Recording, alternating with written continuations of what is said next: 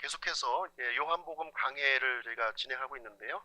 오늘은 요한복음 10장 말씀을 함께 살펴보도록 하겠습니다. 지난 시간에 태어나면서부터 눈먼 사람이 눈을 뜨는 전무후무한 사건을 우리가 살펴보았습니다. 9장 전체의 내용을 할애하고 있고요. 3주에 걸쳐서 이 말씀을 전해드렸습니다. 눈뜬 소경은 세상의 빛으로 오신 예수님을 만났습니다. 처음에는 이제 누구신지 잘 몰랐죠. 바리새인들로부터 이 예수님을 부정하라고 하는 협박을 받았습니다. 눈뜬 소경은 이분이 누군지 자세히는 몰랐지만 이 바리새인들의 불의한 요구에 굴복하지 않았던 모습을 우리는 이제 살펴보았습니다. 여러 가지 신문 과정을 통해서 이 예수님이 어떤 분이신가 하는 것들을 점점 더 알게 되는 내용을 기록하고 있습니다. 처음에는 예수님을 이제 이름만 알았어요. 예수라고 하는 사람 정도로만 알았습니다. 신문 과정을 통해서 이 예수님이 대언자요, 하나님의 뜻을 행하시는 분이시요, 하나님께서 보내신 분이라고 하는 사실을 알게 되었습니다. 그리고 마침내 바로 이분이 하나님의 아들이라고 하는 사실을 알게 되었고요. 이 예수님을 주님으로 고백하고 경배를 드리는 장면이 9장 내용에 기록이 되어 있습니다. 이 태어나면서부터 이 눈먼 소경, 참 운명이 기구하죠. 기구한 운명을 가지고 태어났지만 예수님을 만나서 육체의 눈을 떴고요. 뿐만 아니라 영적인 눈까지 뜨게 되는 놀라운 일을 겪게 되었습니다. 구원을 받았고 영원한 생명을 얻게 되었습니다. 반면에 이 바리새인들, 당시 그 종교 지도자라고 하고 있는 이 학문이 높은 바리새인들은 끝까지 예수님을 거부하는 방향으로 나아가는 모습이 기록되어 있습니다. 예수님께서는 바리새인들을 향해서 심판의 말씀을 해주셨는데요. 9장 마지막 절 한번 보시도록 하겠습니다. 9장 41절 한번 보실게요. 9장 41절. 예수님께서 그들에게 이르시되 너희가 눈 멀었다면 너희에게 죄가 없으려니와 지금 너희가 우리는 본다 하고 말하므로 너희 죄가 남아있느니라, 이렇게 기록하고 있습니다. 예수님께서는 바리새인들의 이 영적인 상태를 지금 이제 말씀해 주셨는데요. 진리를 거부하고 있는 이 영적인 이 장님으로, 소경으로 있다는 사실을 이제 알려주셨고요. 죄로 인한 정죄가 있을 것을 지금 이제 말씀해 주셨습니다. 오늘 이제 본문 이제 요한복음 10장의 말씀은 이 9장을 배경으로 해서 지금 이어지는 내용이 되겠습니다. 계속해서 바리새인들을 향해서 예수님께서 이제 하시고 있는 말씀이 이제 진행되고 있습니다. 오늘 본문의 내용은 예수님께서 십자가에서 달리시기 전에 약 한 3, 4개월 전 그 시점이 되겠습니다. 우리나라 달력으로 생각을 한다면 한 12월 정도 된 거예요. 12월 정도 됐고요. 공생의 기간의 마지막 부분에 기록된 내용이구나, 이렇게 생각을 하시면 되겠습니다. 요한복음 13장부터는 이제 십자가에서 달리시기 직전에 그 6월절 그 직전의 상황으로 이제 이어지게 됩니다. 그래서 오늘 본문의 말씀의 제목을 나는 양들의 문이라 하는 제목을 가지고 오늘 본문의 말씀을 전해드리도록 하겠습니다. 먼저 이 본문을 이해하기 위해서 팔레스타인 지역의 양과 양우리에 대한 내용을 좀 이제 말씀을 드리도록 하겠습니다. 양은 성경에 최초로 등장하는 동물이에요. 최초로 등장합니다. 그리고 성경에서 가장 많이 등장하는 동물이 바로 양입니다. 500회 이상 기록이 되어 있습니다. 양은 이제 대단히 온순한 동물이고요. 양의 특성을 이렇게 살펴보시게 되면 진화론적으로 생각해 볼 때 존재할 수 없는 동물이에요. 존재할 수 없는 동물입니다. 공격적이지가 않아요. 뿔이 달려있긴 달려있지만 이렇게 휘어져 가지고 공격력으로는 사용하기가 어려운 뿔입니다.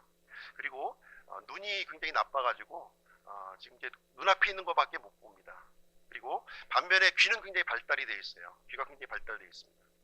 그리고 다리가 짧고 몸이 이렇게 비리하기 때문에 이 도망치기가 쉽지가 않은 거예요. 이렇게 뒤뚱뒤뚱 하면서 그리고 한번 넘어지면 다시 일어나기가 굉장히 힘든 거죠. 이렇게. 그래서 맹수로부터 공격이 굉장히 취약한 동물이고요. 목자의 끊임없는 이런 보살핌과 관리가 필요한 동물이 바로 양이라고 하는 동물이 되겠습니다. 이 양을 우리 사람들로 이렇게 비유해서 이렇게 성경에서는 알려주고 있습니다. 그 다음에 양우리인데요. 양우리. 양이 이제 낮에는 이렇게 방목을 하다가 밤이 되면 우리에 이렇게 들어가게 됩니다. 사방에 이제 가시나무 또는 이제 돌을 이용해서 이렇게 울타리를 이렇게 만들어서 그 안에 이제 밤 동안에 쉬도록 이렇게 만들어진 장소입니다. 지형지물을 최대한 이용하게 되는데요. 동굴을 사용할 수도 있고요. 동굴이 없으면 이렇게 가시나무나 돌들을 이용해서 울타리를 이렇게 만들었습니다. 입구가 하나 있었는데 입구에 이제 2개의 기둥을 이렇게 세워가지고 이제 그 입구에 목자가 이제 거기에 이제 있게 됩니다. 목자가 문 역할을 하는 거죠. 문 역할을 해서 양들을 그 안에 집어넣기도 하고 또 내보내기도 하는 그러한 일을 하게 됩니다. 보통의 경우 이제 이 양우리는 단독으로 이렇게 또 구성할 수도 있지만 공동으로 사용하는 경우가 또 이제 많이 있었습니다. 그래서 여러 명의 목자가 이제 자기 양들을 이렇게 불러내는데요. 희한한 것은 양들이 목자의 음성을 알아듣는다는 거예요. 아주 날카로운 소리로 삑 하고 소리를 지르면은 똑같은 소리로 우리는 들리는데 양들은 이제 자신의 목자가 부르는 이 소리를 정확하게 알아듣고 이제 따라간다고 하는 사실입니다. 이 목자의 음성을 알아듣지 못하는 양은 단 한 마리도 없다는 거예요. 그 음성을 어떻게 정확하게 알아듣고 그 목자를 향해서 이렇게 움직여 갑니다. 이 목자는 직업적으로 양떼를 돌보고 기르는 사람을 이제 목자라고 이제 부르고 있는데요. 이 목자의 역할은 무엇이냐면 양들에게 이렇게 먹이를 이렇게 공급하고 또 사나운 짐승들로부터 이렇게 보호하는 일을 이제 진행하게 됩니다. 심지어는 이 목숨을 걸고 양들을 이제 이렇게 지키며 싸우는 모습도 우리가 이제 보게 됩니다. 목자의 이 소지품을 보게 되면 3가지가 있는데요. 첫 번째는 이 지팡이가 있어요. 지팡이. 이 지팡이는 이 양들을 인도하기 위해서 사용하는 것입니다. 기다란 지팡이가 있고요. 그 다음에 짧은 그 막대기를 또 하나 들고 다닙니다. 이 짧은 막대기는 올리브 나무 뿌리로 되어 있어요. 그래서 끄트머리가 이게 둥글게 관절처럼 둥글게 되어 있는데 이것은 이제 공격용 무기입니다. 사나운 짐승이 딱 달려오면은 이 머리통을 이제 탁 쳐서 이제 기절시키거나 이렇게 이제 공격하는 용도로 사용하는 거죠. 그 다음에 또 하나는 이제 물인매 주머니라고 이렇게 들고 다녀요. 물인매 주머니. 그래서 보통 이제 우리 물맷돌이라고 하는 건데 거기에 이제 돌 같은 거 또 이제 먹을 그 양식 같은 거를 그 안에 이제 넣고 다니게 됩니다. 그래서 목자는 이제 평상시에는 이렇게 그 풀과 물을 따라서 이렇게 방목을 하게 되고요. 그리고 밤이 되면은 양 우리로 이렇게 인도해서 이렇게 드리게 됩니다. 그렇게 되면은 본인이 문이 되어 가지고 양들의 숫자를 헤아리고 혹시 병든 양이 있지 않은가 양들의 상태를 이렇게 살피는 역할을 목자들이 이제 하게 됩니다. 이런 배경을 가지고 우리 요한복음 10장을 한번 같이 살펴보도록 하겠습니다. 1절 2절 제가 읽어드릴게요. 1절 2절 진실로 진실로 내가 너희에게 이르노니 문을 통해 양 우리에 들어가지 아니하고 다른 길로 넘어가는 자 바로 그 자는 도둑이며 강도이나 문을 통해 들어가는 자는 양들의 목자니라. 우리는 이제 양들의 목자가 예수님 것은 다 알고 있죠. 근데 이 말을 지금 이제 바리새인들 당시의 종교 지도자들에게 이제 하시는 말씀입니다. 그래서 이 말씀은 비유로 지금 이제 말씀해 주셨다 이렇게 얘기하고 있는데요. 진실로 진실로 이렇게 얘기하고 있는데 매우 중요한 말씀이에요. 매우 중요한 말씀으로 우리가 이 무겁게 받아들여야 될 그런 말씀이 되겠습니다.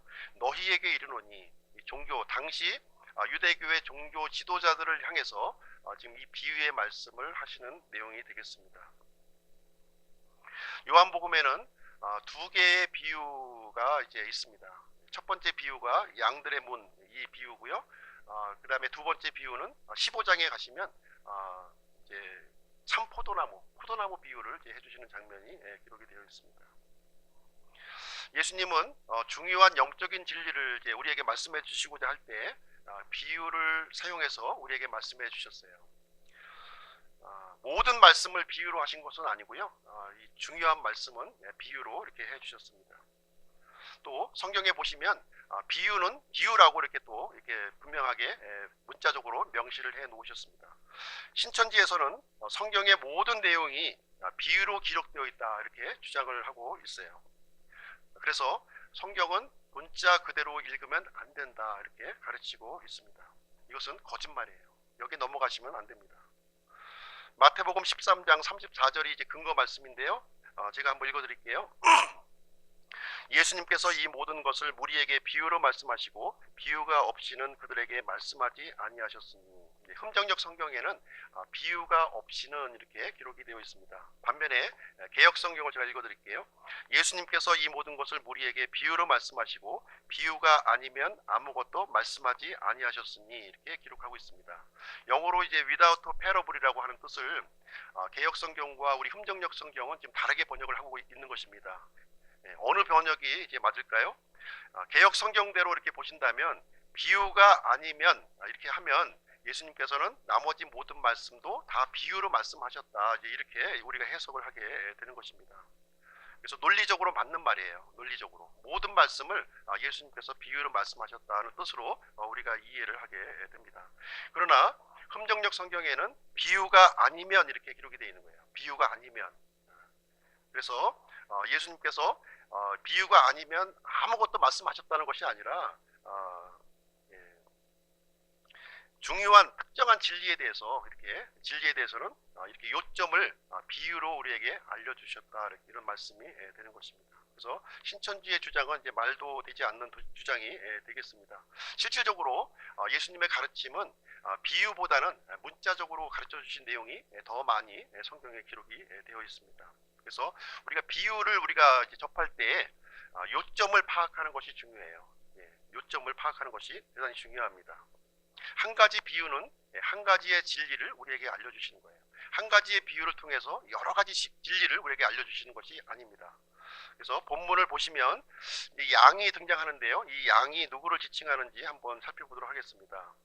1차적으로 우리가 알아야 될 것은 무엇이냐면 교회가 아니라는 거예요.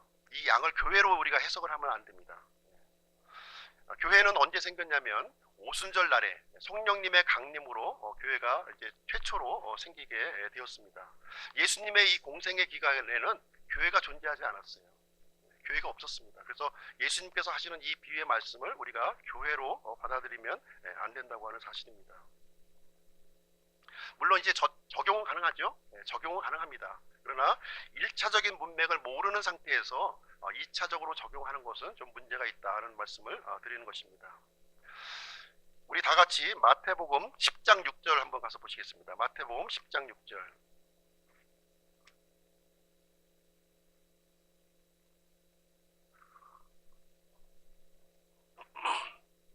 마태복음 10장 6절. 예수님께서 12제자들을 이스라엘 전역으로 파송하시면서 이렇게 말씀을 해주셨습니다.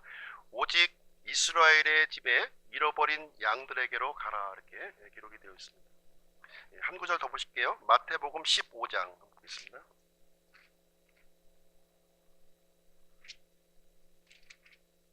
(15장 24절) 말씀입니다. 15장 24절.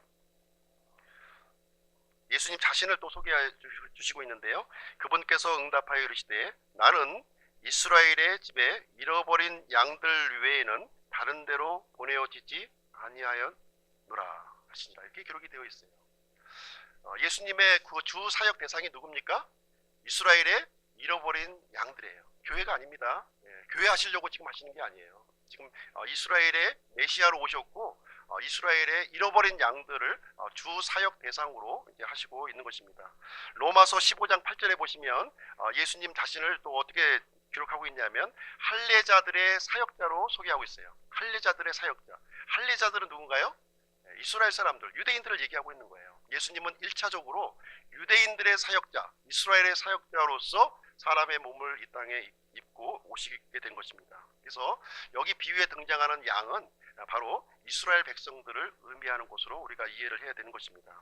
그러면 이제 이 양을 이제 가두고 있는 양우리가 뭐냐? 양우리, 울타리. 이 울타리는 이스라엘은 당시에 이제 신정국가 체제였어요. 태어나면서부터 유대교가 되는 겁니다. 태어나면서부터. 모든 사람이 유대교가 돼야 되는 거죠. 그렇지 않으면 난 유대교를 믿고 싶지 않습니다. 그러면 출교를 당하는 거예요. 출교.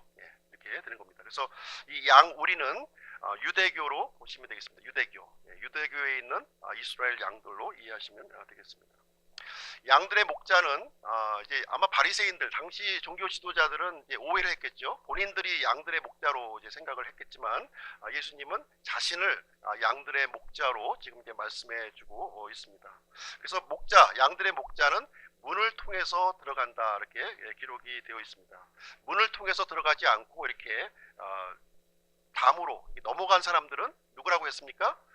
도둑이요, 강도다, 이렇게 얘기를 해주고 있는 거예요. 예수님은 문을 통해서 들어갔고요. 이 도둑이요 강도들은 당시에 이스라엘의 종교 지도자들을 의미하고 있는 것입니다. 그래서 이 비유를 통해서 자신은 합법적으로 문을 통해 들어간 이 참된 목자이고 지금 이스라엘을 지금 다스리고 있는 이 바리새인들, 서기관들, 종교 지도자들은 거짓 목자요, 도둑이요, 강도라고 지금 이 비유를 통해서 분명히 예수님은 이제 알려주시고 있는 내용이 되겠습니다. 불법적으로 들어온 사람들이에요. 예수님은 합법적으로 이스라엘에 들어오셨다고 하는 사실입니다. 예수님은 메시아에 관한 성경 기록을 완전히 성취하시면서 이스라엘 땅으로 이렇게 들어오셨습니다. 예수님은 처녀 탄생을 통해서 오셨고요. 아브라함과 다윗의 씨로 이렇게 오셨고요. 유다 지파로 오셨고요. 유다 베들레헴 땅에 출생을 하셨습니다. 갈라디아서 4장 4절 말씀해 보시면 충만한 때가 이르매 하나님께서 자신의 아들을 보내사 여자에게서 나게 하시고 율법 아래 있게 하셨다, 이렇게 기록하고 있습니다. 예수님은 유대교의 율법 아래에서 이렇게 나게 하셨다, 이렇게 말씀하고 있고요. 예수님은 모든 율법을 다 지키셨어요. 모든 율법 다 지키셨습니다. 8일 만에 할례를 받으셨고요. 또 모세의 율법에 따라서 정결하게 하는 예식을 성전에서 드렸던 사실을 우리는 살펴볼 수가 있습니다.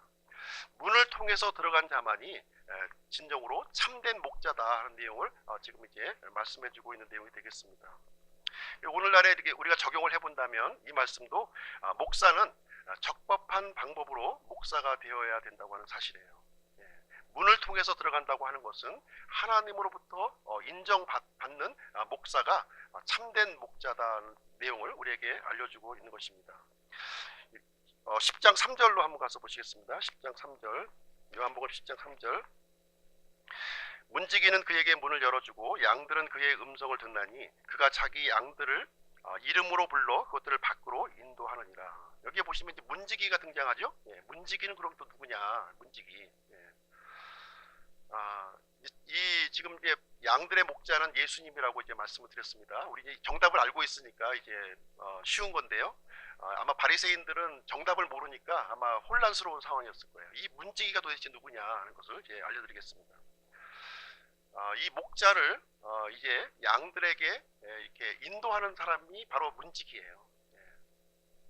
양들을 목자에게 인도하는 사람들이 문지기입니다. 그러면 예수님께서 공생애를 시작하실 때 예수님을 이스라엘 백성들에게 소개했던 사람이 누군가요? 이스라엘 백성들에게 예수님을 소개했던 사람이 있어요. 소개했던 분이 침례자 요한입니다. 침례자 요한이 예수님이 구약 성경에 기록되어 있는 메시아라고 하는 사실을 증거했습니다. 너희는 주의 길을 예비하라, 이렇게 말씀하셨고요. 세상 죄를 제거하시는 하나님의 어린 양을 보라, 이렇게 말씀하시면서 이제 이 예수 그리스도가 이스라엘의 그리스도요 메시아라고 하는 사실을 증거했습니다. 그래서 침례 요한이 여기가 이제 문지기가 되고 있는 것입니다. 그리고 이제 문지기는 2차적으로 성령님으로 보아도 이제 무방합니다. 성령님으로 보아도 무방을 합니다. 예수님께서는 이 공생의 사역을 진행하실 때 성령님의 인도를 받으셨어요. 성령님의 인도를 받으셨습니다. 사도행전 10장 38절 제가 읽어드리겠습니다. 하나님께서 나사렛 예수님께 성령님과 권능으로 기름을 부으심에 그분께서 두루 다니시며 선을 행하시고 마귀에게 억눌린 모든 사람을 고치셨으니 이는 하나님께서 그분과 함께 하셨기 때문이라. 그래서 예수님의 공생의 사역 기간 동안에 성령님께서 권능으로 기름을 부으셨다, 이렇게 우리에게 말씀해주고 있습니다. 그래서 이 3절 말씀을 통해서 참 목자가 어떤 목자가 참 목자인가 하는 사실을 이 3절 말씀을 통해서 우리에게 알려주고 있어요. 문지기가 문을 열어주는 목자가 참된 목자라는 거예요. 이 도둑이나 강도에겐 열어주지 않겠죠? 목자가 왔을 때 문을 열어주는 목자가 참된 목자입니다. 그리고 그 문을 통해서 들어가는 목자가 참된 목자예요. 문 안으로. 그리고 이 참된 목자는 또 어떻게 할 수가 있냐면 이 양들이 목자의 음성을 알아듣는다는 거예요. 참 희한하게 알아듣는다는 겁니다. 이 세 가지 내용을 통해서 참된 목자를 우리가 분별할 수가 있는 것입니다. 문지기가 문을 열어준다고 하는 것은 이 목사의 개인적인 소명으로 우리가 생각을 할 수가 있고요. 문을 통해서 이렇게 들어간다고 하는 것은 합법적인 절차로 이제 그 목사가 된다는 것을 의미합니다. 사람들로부터 하나님으로부터 인정을 받아야 된다는 거예요. 목사는요. 스스로 나는 목사다 이렇게 해서 목사가 되는 것이 아니라 하나님의 사람으로부터 또 하나님으로부터 인정을 받아야 참된 목사라고 하는 것입니다. 그리고 양들이 목자의 음성을 알아들어야 돼요. 목사인데 양이 하나도 없는 목사가 있어요. 그건 안 된다는 거죠. 양들이 따르는 양이 있어야 된다는 것을 우리에게 알려주고 있습니다. 그래서 참 목자의 세 가지 증거를 우리에게 알려주고 있고요. 참된 목사의 세 가지 또 자격도 우리에게 알려주고 있는 내용이 되겠습니다. 예수님께서는 이 참된 목자로서 이제 우리 안으로 이렇게 들어가셨어요. 우리 안으로. 유대교 안으로 이제 들어가신 겁니다. 율법 아래에서 태어나시게 된 겁니다. 그때 수많은 사람들이 예수님의 음성을 듣고 따르는 사람들이 있었음을 우리는 성경을 통해서 발견하게 됩니다. 12 제자들이 예수님의 음성에 응답했고요. 그리고 또 누가 응답했나요? 이 수가성 여인, 그리고 사마리아에 살고 있던 많은 사람들이 예수님의 또 음성에 응답했습니다. 또 우리 그 나무에 올라갔던 그 삭개오도 예수님의 또 음성에 응답을 했었고요. 또 예수님께서 아주 사랑하셨던 세 남매가 있었죠. 나사로와 마르다와 마리아, 이 세 남매도 예수님의 음성에 응답했던 사람들이었고요. 하나님을 구하는 이 유대교 안에서 하나님을 구하는 수많은 사람들이 예수님의 음성을 듣고 따라 나섰다고 하는 사실을 우리 성경 기록을 통해서 보게 됩니다. 여기 보시면 목자가 자기 양들의 이름을 불렀다 이렇게 기록이 되어 있어요. 자기 양들의 이름을 불렀다. 이 목자는 이 하나님을 이렇게 구하고 이 예수님의 음성에 반응해서 나오고 있는 자기 양들을 예수님도 알아보셨다는 거예요. 예수님도 알아보셨습니다. 그래서 이 한 사람 한 사람, 한 양 한 양을 이렇게 살펴보는, 이름을 불러주시는 이 장면을 우리는 보게 되는 것입니다. 이 내용도 우리가 적용을 해볼 수가 있겠죠. 오늘날 목사는 이 문지기가 문을 열어주는 것처럼 성령님의 인도를 받아야 된다는 거예요. 내 어떤 야망이라든가 나의 욕심을 따라서 교회를 해서는 안 된다는 것입니다. 하나님의 인도하심을 받아야 돼요. 하나님의 뜻을 구하고 하나님의 말씀을 구해야 된다는 것을 우리에게 알려주고 있습니다. 그리고 목사는 철저하게 하나님의 쓰임을 받아야 되는 거예요. 내가 무엇인가 하려고 하는 것이 아니라 하나님으로부터 쓰임 받는 그런 목사가 되어야 되는 것입니다. 예수님께서 신자의 이름들을 이 양들의 이름을 하나하나 부른 것처럼 목사들도 성도 한 사람의 한 사람의 그 이름을 알아야 된다는 거예요. 이름 모르는 양이 있을 수가 없는 거죠. 우리 다 같이 베드로전서 5장을 한번 보시겠습니다. 베드로전서 5장.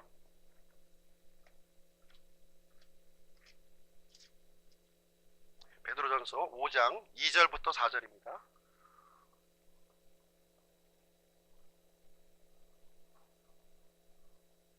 성도로서 목사에 대한 관심이 많으시죠? 또 성도 안에서 또 목사가 생기는 겁니다.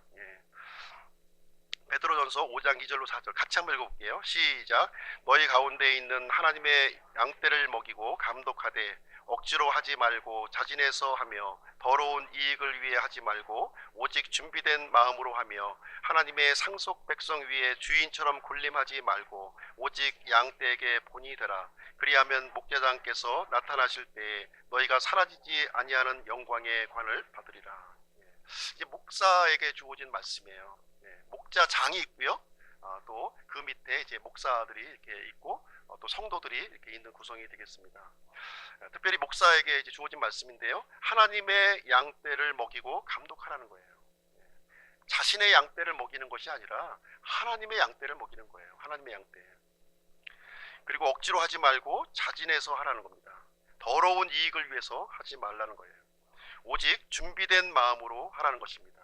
준비되지 않은 상태에서 목사가 되고자 하는 사람도 많이 있어요. 그러다 보면 많은 문제가 이제 목회하는 과정에서 생기게 될 것입니다. 그리고 상속 백성 위에 주인처럼 군림하지 말라는 거예요. 주인처럼 섬기는 마음으로, 이렇게 받드는 마음으로 목회를 해야 된다는 것입니다. 그리고 양떼에게 본을 보이라는 거예요. 양떼에게. 자, 이런 내용을 볼 때 우리가 교회의 규모를 얼마로 삼아야 될까 하는 부분이 아마 좀 이제 우리가 좀 생각을 해보게 되는데요. 사실 교회 성도들의 숫자가 몇 명이라고 우리는 단정 지을 수는 없습니다. 그렇죠? 예.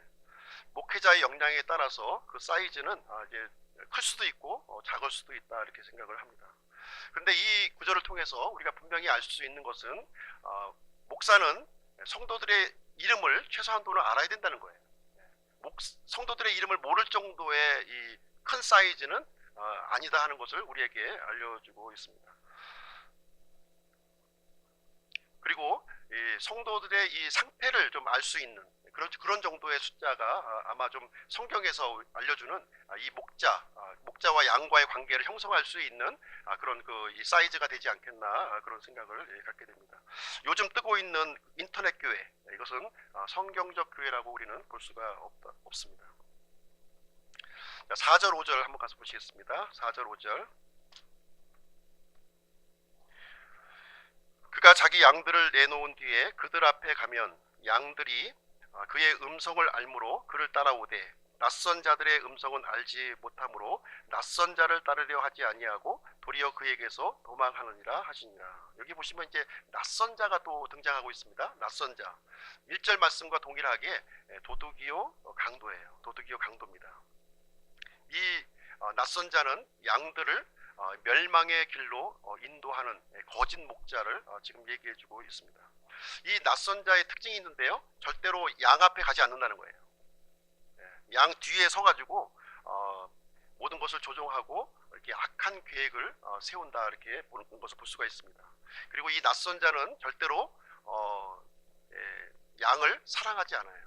사랑하지 않습니다. 낯선 자가 양을 찾는 목적은 무엇일까요? 고기와 털과 그리고 뭔가요? 가죽. 그것을 이제 요구하고 있는 것입니다.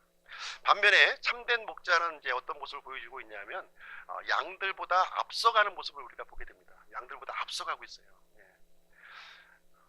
그렇게 되면 어떻게 될까요?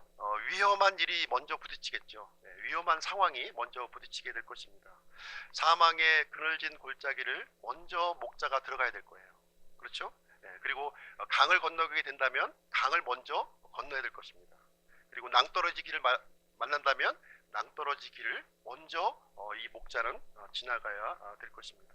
그래서 참된 목자는 양들을 아끼고 이제 사랑하며 앞서가는 사람이구나 하는 사실을 이 구절을 통해서 우리는 알 수가 있습니다. 우리 낯선 자 따라가면 돼요, 안 돼요? 우리 아이들한테 제일 먼저 가르치는 그거죠. 낯선 사람 따라가지 마라. 절대로 사탕 준다고 따라가면 안 돼 하고서 이제 가르쳐 주는 겁니다. 우리들에게도 동일하게 적용되는 거예요. 사탕 준다고 따라가시면 안 됩니다. 주님의 음성을 듣고 앞서가시는 그 주님을 따라서 우리가 가야 되는 것입니다. 이 낯선 자들은 양들을 이익의 도구로 삼는 거예요. 자신의 이익의 도구로 삼고 있어요. 자신의 어떤 그 업적을 세우기 위해서 자기의 세력을 과시하기 용도로 양들을 이제 사용하는 모습을 볼 수가 있습니다. 진정으로 양을 사랑하고 안위를 걱정하는 사람들이 아니라고 하는 사실입니다. 누가 참된 목자인지 누가 거짓 목자인지 우리는 잘 분별해서 선택할 필요가 있습니다. 이 내용의 적용도요, 오늘날 이제 교회의 지도자들은 성도들 이 뒤에서 머물러 있는 것이 아니라 앞서서 가야 된다는 사실을 우리에게 알려주고 있습니다. 위험한 길이지만 앞서서 본을 보이고 이렇게 인도해야 될 책임을 우리에게 말씀해 주고 있습니다. 어떻게 보면 먼저 총 맞고 죽는 자리예요. 총 맞고 죽는 자리입니다. 인도자라고 하는 것이. 반면에 성도들은 이 영적인 지도자에 대해서 이 보호해 줘야 될 그런 책임이 또 있어요. 앞서가기 때문에 모든 위험을 감수하고 있거든요. 그럼 뒤에서 이렇게 참 힘들겠구나 이렇게 생각하고 있으면 안 되고 보호해줘야 된다는 거예요. 적극적으로 보호를 해줘야 됩니다. 그래서 디모데전서 5장 17절에 보시면 잘 다스리는 장로들을 두 배나 존경할 자로 여기되 특별히 말씀과 교리로 수고하는 자들에게 그리할지니라 이렇게 기록이 되어 있습니다. 목사 개인을 존경하라는 말이 아니에요. 이 말씀을 가르치고 이렇게 지도하는 이 직분을 말하는 겁니다. 이 직분 자체가 성도들 앞에 설 수밖에 없고 위험한 자리라는 거예요. 그래서 그 직분을 위해서 기도해 줘야 될 것을 여기서 말씀해 주고 있는 내용이 되겠습니다. 자, 6절 말씀 보겠습니다. 6절. 예수님께서 이 비유를 그들에게 말씀하셨으나 그들은 그분께서 자기들에게 말씀하신 것들이 무엇인지 깨닫지 못하더라. 왜 깨닫지 못할까요? 이 양들의 목자가 자기인 줄 아는 거예요. 예수님은 본인을 이제 양들의 목자요, 너희들은 도둑이요 강도다 이렇게 하고 있는데 이 듣는 사람들은 어떻게 듣고 있냐면 본인들이 양들의 목자라고 생각을 하고 있는 겁니다. 그러니까 이 말씀이 전혀 이제 받아들여지지가 않고 이게 퍼즐이 맞춰지지 않는 내용을 우리는 보게 되는 것입니다. 영적으로 눈이 먼 사람들은 이렇게 진리가 가려지는 것이고요. 영적인 생명을 가진 사람에게는 이 진리의 말씀이 분명하게 정확하게 전달되는 모습을 우리는 보게 됩니다. 양들의 목자가 누군가요? 이 시대에 신천지의 이만인가요?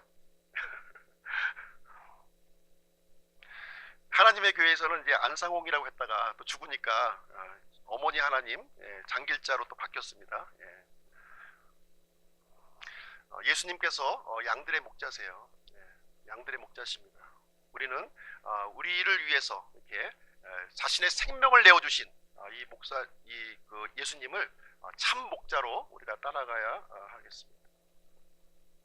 7절 말씀 보겠습니다. 7절.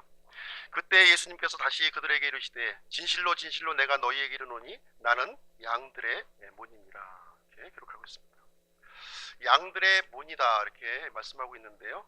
지금 이 내용은 IM 선언문으로 지금 이제 몇 차례에 걸쳐서 이제 말씀드린 내용이 되겠습니다. 지금 두 차례에 걸친 이제 말씀을 하셨고요.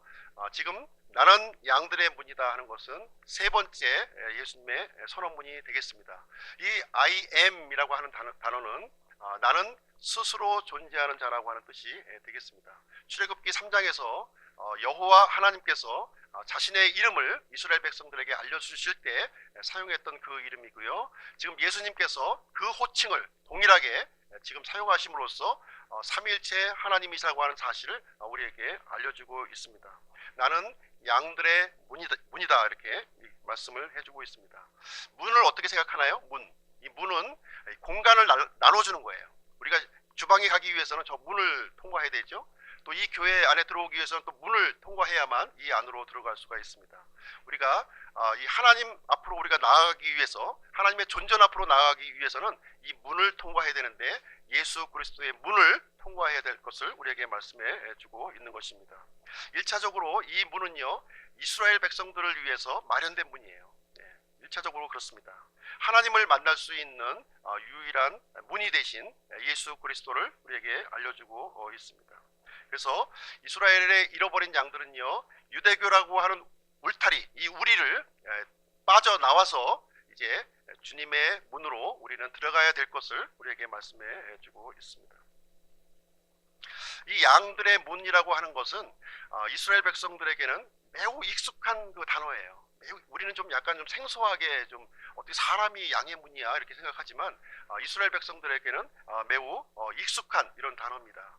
목자들이 이제 양떼를 이끌고 이제 이렇게 이동을 하게 됩니다. 그리고 나서 밤이 되면 그 양 우리에 이제 이렇게 집어넣는 거예요.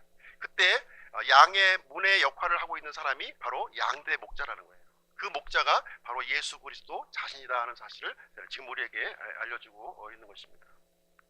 문 기둥 사이에 이렇게 누워 있으면서 지팡이를 걸어놓고 양들이 들어가는 숫자를 또 헤아리고 이름을 부르고 상태가 또 나쁜지 높은지 이렇게 살펴보는 사람이 바로 양들의 문 목자가 된다는 사실을 우리에게 말씀해주고 있습니다. 이 양들이 생명을 얻기 위해서 또 꼴을 얻기 위해서 또 또 안전하기 위해서는 누구한테 달려가야 됩니까?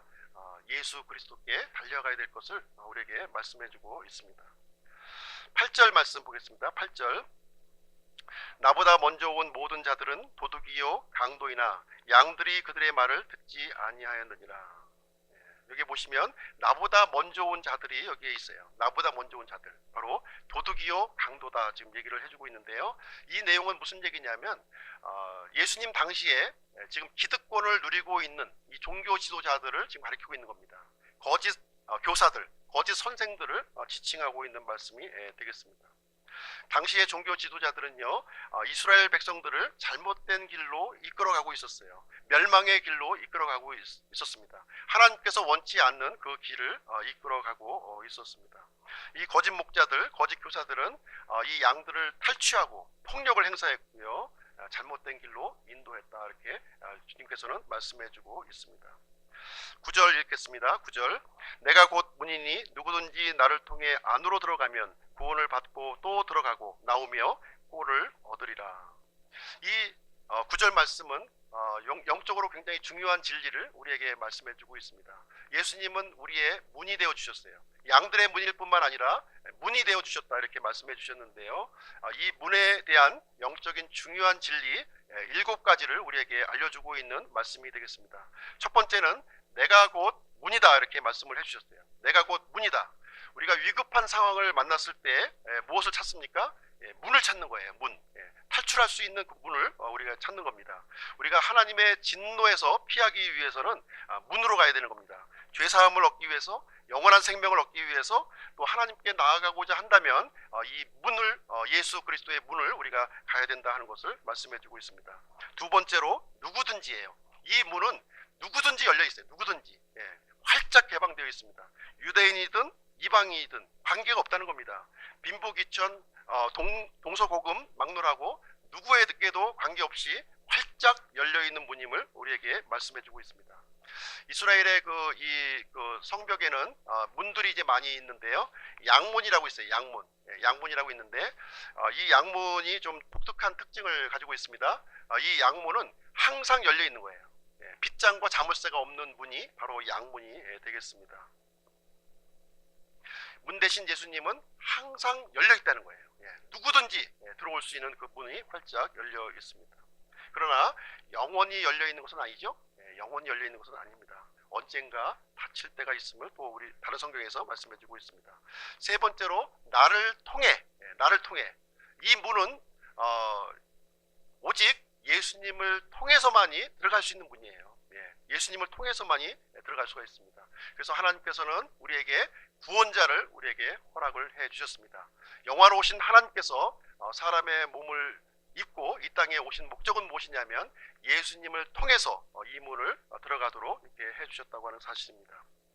그리고 네 번째로 들어가면, 이렇게 얘기하고 있습니다. 들어가면 우리가 지식으로 알고 있어도 안 되는 거예요. 그 문을 쳐다보고만 있어도 안 됩니다. 우리가 결단을 해서 그 문을 열고 들어가야 된다는 거예요. 문을 어떻게 열 수 있나요? 믿음으로 우리가 열 수 있는 문입니다. 그 문은 우리의 어떤 선행과 우리의 어떤 그 구제를 통해서 열 수 있는 문이 아니고요. 오직 예수 그리스도, 우리 사람의 몸을 입고 오시고 십자가에 죽으신 예수님을 통해서만, 그 믿음을 통해서만이 이 문을 들어갈 수 있음을 우리에게 얘기해주고 있습니다. 다섯 번째로 이 문은 구원을 받는 문이에요. 구원을 받는 문. 구원을 받는 문입니다. 1차적으로 유대교에서 구출하는 문이에요. 유대교에서 구출하는 문입니다. 그리고 영원한 형벌, 죄의 형벌에서 우리가 구원받을 수 있는 문, 구원의 문임을 우리에게 얘기해주고 있습니다. 여섯 번째로 이 문은 들어가며 나오는 문이라는 거예요. 한번 들어가면 딱 닫혀져서 다시는 나올 수 있는 문이 아니라 들어가며 나올 수 있는 문이에요. 다시 말하자면 우리를 속박에서 해방시켜주는, 자유를 주는 그런 문이다 하는 것을 우리에게 말씀해주고 있습니다. 예수님의 문은요, 자유로운 문이에요. 누구든지 자유롭게 들어가며 나오며 이렇게 할 수 있다고 하는 사실입니다. 들어가는 것은 좋고 나오는 것은 나쁘다는 것을 얘기하는 것이 아닙니다. 자유를 허락해 주신, 자원하는 마음을 주신 분이 바로 예수님이시다 하는 것을 얘기해 주고 있습니다. 마지막으로 꼴을 얻게 된다, 이렇게 얘기를 해주고 있습니다. 이 꼴, 양에게 가장 중요한 양식이 꼴이죠. 우리 사람에게 가장 중요한 양식, 이 영원한 양식, 하나님의 양식을 예수님께서 우리에게 제공을 해줍니다. 영원한 만족을 주실 수 있는 문, 바로 이 문이 바로 예수 그리스도의 문임을 우리에게 알려주고 있습니다. 마지막으로 10절 말씀 보시겠습니다. 10절, 도둑이 오는 곳은 다만 도둑질하고 죽이고 멸망시키려 함이거니와 내가 온 곳은 양들이 생명을 얻게 하고 또 생명을 더욱 풍성히 얻게 하려 함이라. 도둑과 이 참된 목자를 지금 대조시켜서 우리에게 설명을 해주고 있습니다. 도둑은 누군가요? 당시에 이스라엘을 이끌고 있었던 종교 지도자들을 의미하고 있는 거예요. 이 종교 지도자들은 도둑이요, 강도라는 거예요. 지금 멸망으로 이끌고 있다 하는 사실을 예수님께서 지금 비유를 통해서 폭로를 해주시고 있는 내용이 되겠습니다. 마지막 때에도 이 거짓 목자가 등장할 것을 우리 성경은 말씀을 해주고 있습니다. 이 적그리스도가 등장해서 악한 길, 멸망의 길로 우리를 인도해 갈 것입니다. 반면에 예수님은 참된 목자이심을 우리에게 말씀해 주고 있습니다. 내가 온 것은 양들이 생명을 얻게 하고 또 생명을 더욱 풍성히 얻게 하려 함이라, 이렇게 기록하고 있습니다. 예수님은 생명을 주실 뿐만 아니라 그 생명을 더 풍성하게 해주시는 분이시다, 이렇게 얘기를 해주고 있습니다. 단순히 우리를 새로운 피조물, 하나님의 자녀로만 삼아주신 것이 아니라 하나님의 자녀로서 살아가는 이 풍성한 삶, 열매 맺는 삶을 우리에게 허락해 주셨음을 보게 됩니다. 만약에 구원이 목적이라면 우리 구원받고 하늘나라로 그냥 들어가면 돼요. 그렇죠? 그러나 이 세상에 계속 남겨두신 이유는 우리가 예수님의 장성한 분량으로 우리가 자라가고 우리가 하나님께서 원하시는 이 선한 열매, 이 열매를 이렇게 풍성하게 맺을 수 있도록 하기 위해서 이 땅에 우리를 남겨놓으신 이유가 되겠습니다. 그래서 우리는 두 가지 일을 통해서 하나님께 영광을 돌릴 수가 있는 거예요. 첫 번째는 양의 문이신 예수님을 통해서 생명을 얻어야 됩니다. 그리고 두 번째는 양의 문이신 예수님을 통해서 열매 맺는 삶을 얻어야 된다는 거예요. 들어가며 나오며. 이해가 되시죠? 교회에서만 우리가 믿음 생활하는 거 아닙니다. 교회에 나오면 신자요, 밖에 나가면 불신자요. 이게 안 되는 거예요. 교회에 나와서도 신자고 교회 밖에 나가서도 신자로서의 삶을 살아가는 것, 그것을 하나님께서 우리에게 알려주고 있습니다. 결론을 내리도록 하겠습니다. 성경에 나오는 이 문에 대해서 잠깐 말씀드리고 오늘 말씀을 마치도록 하겠습니다. 첫 번째 문을 말씀드리겠습니다. 첫 번째 문. 이 첫 번째 문은 에덴 동산에 있는 문이에요. 에덴 동산에 있는 문입니다. 아담과 이브가 범죄하고 쫓김을 당했어요. 에덴 동산에서 추방을 당했어요. 추방을 당한 문이 되겠습니다. 하나님께서는 죄인이 영원토록 사는 것을 허락지 않으셨습니다. 그래서 그룹들로 하여금 그 문을 지키게 하였고 사람들이 들어오지 못하도록 이렇게 해주셨습니다. 두 번째 문을 말씀드릴게요. 두 번째 문은 방주의 문이에요. 노아 시대에 있었던 방주의 문입니다. 하나님께서는 노아 시대에 심판을 내리셨어요. 전 지구적인 그 심판을 내려주셨습니다. 노아로 하여금 방주를 제작하게 하였고요. 이 방주 안에 들어가도록 이렇게 하였습니다. 방주 안에 들어가기 위해서는 오직 하나의 문을 통해서 그 방주 안에 들어가게 되었습니다. 방주 안에 있던 모든 생명체들은 살았고요. 방주 밖에 있었던 모든 생명체는 이제 멸망을 당했음을 성경은 우리에게 알려주고 있습니다. 그래서 노아를 포함한 8가족만이 그때 살아남게 되었습니다. 세 번째 문 말씀드리겠습니다. 세 번째 문은 성막의 문이에요. 성막의 문. 성막으로 들어가기 위해서는 오직 하나의 문만이 존재했습니다. 동쪽으로 나 있었던 하나의 문을 통해서 이제 이 성막 안으로 들어갈 수가 있었습니다. 하나님께서는 이스라엘 백성과 만나 주셨는데요, 성막에서 만나 주신 거예요. 하나님을 만나기 위해서는 이 성막 안으로 이 문을 통해서 통과를 해야만 했습니다. 이 문을 통과하기 위해서는 이 희생 헌물을 가지고 들어와야 됐던 거예요. 희생 헌물을 죽이고 그 피를 통해서 이제 하나님과의 교제를 회복하는 문을 우리에게 허락해 주셨습니다. 네 번째 문은 오늘 이제 본문 말씀에 있는 요한복음 10장에 나와 있는 예수 그리스도의 문이 되겠습니다. 누구든지 죄의 형벌과 이 사망의 이런 영원한 사망으로부터 우리가 벗어나고자 한다면 예수 그리스도의 문으로 우리를 우리는 달려가야 할 것입니다. 예수님께서는 십자가를 통해서 온 세상의 모든 죄를 제거해 주셨고요. 하나님 앞에 나올 수 있는 생명의 길을 우리에게 열어놓고 기다리고 있습니다. 다섯 번째 문을 말씀드리겠습니다. 다섯 번째 문은 하늘로 들어가는 문이에요. 하늘에 문이 있다는 사실 아십니까? 하늘의 문을 좀 알려드릴게요. 계시록 4장 1절 한번 가서 보시겠습니다. 계시록 4장 1절.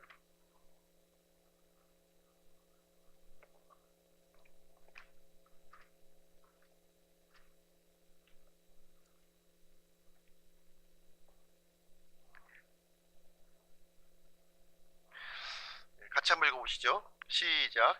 이 일 뒤에 내가 바라보니 보라, 하늘에 한 문이 열려있더라. 내가 들은 첫째 음성 곧 나팔 소리 같이 내게 이야기하던 음성이 이르되 이리로 올라오라. 이후에 반드시 일어날 것들을 내가 내게 보이리라 하더라. 하늘에 문이 있죠? 성경에 보니까 하늘에 문이 있네요.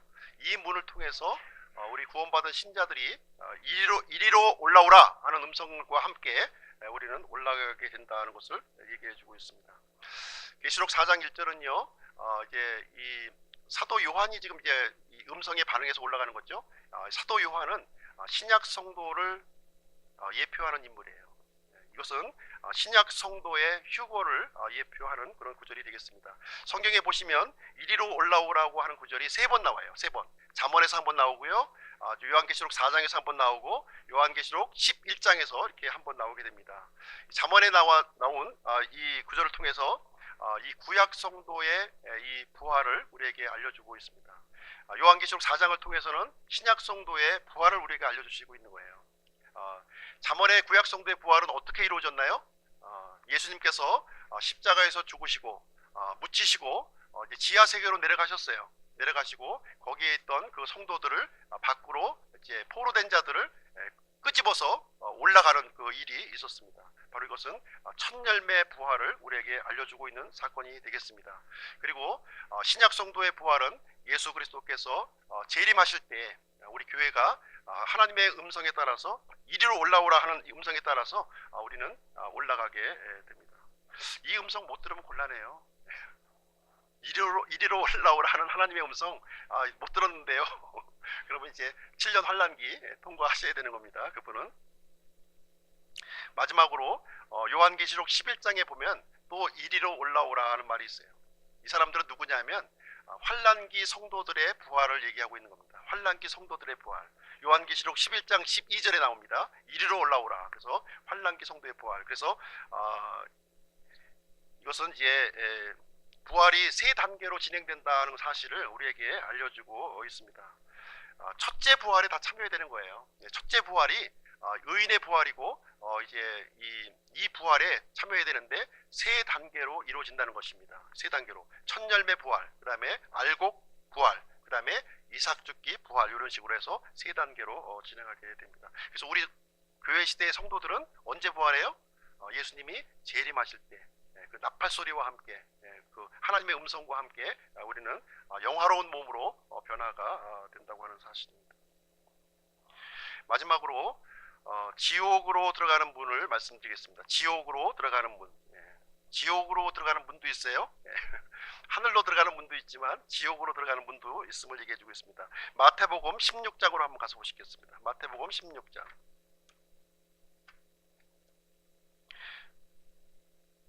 마태복음 16장 18절. 마태복음 16장 18절. 시작. 같이 읽겠습니다. 시작. 또 내가 내게 이르노니 너는 베드로라. 이 반석 위에 내가 내 교회를 세우리니 지옥의 문들이 그것을 이기지 못하리라. 여기서 보니까 지옥이 문이 하나가 아니라 많네요. 많이 있죠. 영원한 생명으로 들어가는 문은 하나입니다. 지옥으로 들어가는 문은 여러 개예요. 여러 개라고 얘기를 해주고 있습니다. 한 말씀 더 찾아볼게요. 마태복음 7장으로 한번 가서 보시겠습니다. 마태복음 7장